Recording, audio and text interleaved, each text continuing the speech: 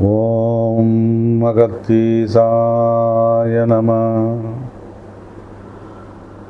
ஒவ்வொரு பருவ காலத்திலும் ஒவ்வொரு விதமான நோய் ஏற்பட்டுக்கிட்டே தான் இருக்குது. இப்போ அந்த காலத்தில் பார்த்திங்கன்னா சின்னம்மை பெரியம்மை, பிரிட்டிஷ்காரங்க காலத்தில் பெரியம்மை நோயை கண்டு அவங்க இங்கிலாந்துக்கிட்டே போயிட்டாங்கிறதெல்லாம் நம்ம படிச்சிருக்கோம், கேள்விப்பட்டிருக்கோம்.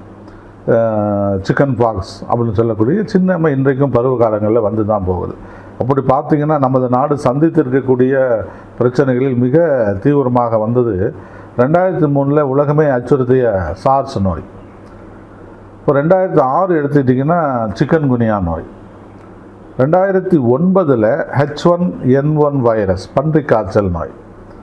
அதனை அடுத்து கொசுக்கள் மூலம் பரவக்கூடிய டெங்கு காய்ச்சல், ஸ்வைன் ஃப்ளூன்னு சொல்லக்கூடிய பறவை காய்ச்சல்.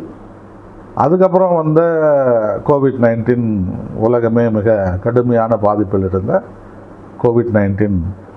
இதுக்கெல்லாம் என்ன காரணம் அப்படின்னு பார்த்திங்கன்னா, மிக மிக முக்கியமான காரணம் நுண்ணுயிர்கள் தான். இந்த நுண்ணுயிரி வைரஸாக இருக்குது, இல்லைன்னா பாக்டீரியாவாக இருக்குது.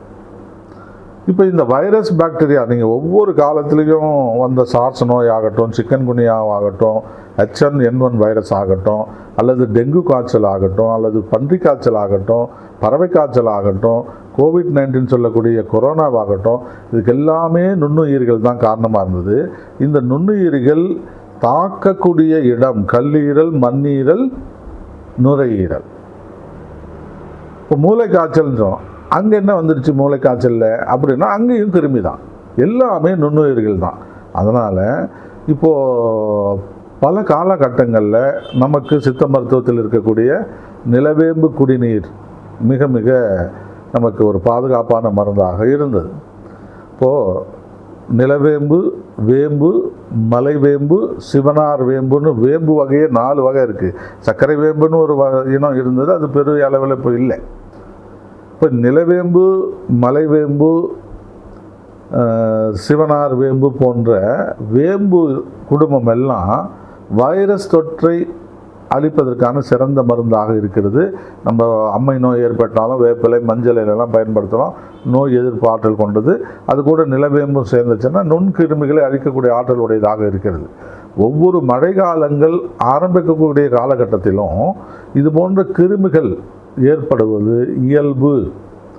ஆகவே நாம் உடனடியாக எந்த ஒரு நோயாக இருந்தாலும் அதை காலம் தாழ்த்தி தள்ளி போடாமல் உடனே ஒரு மருத்துவரை அணுகி ஒரு மருந்து முறைகளை எடுத்துக்கொள்ளக்கூடிய நேரத்திலேயும், இப்போ நான் ஒரு மாற்று மருத்துவத்தை எடுத்துக்கிறேன், ஒரு ஆங்கில மருத்துவத்தை எடுத்துக்கிறேன், இந்த இடத்துல நான் இப்போ நிலவேம்பு கஷாயம் குடிக்கலாமா, பப்பாளி இலை கஷாயத்தை குடிக்கலாமா, வேப்பிலை கஷாயத்தை குடிக்கலாமாங்கிற சந்தேகம்லாம் நிறைய பேருக்கு இருக்குது.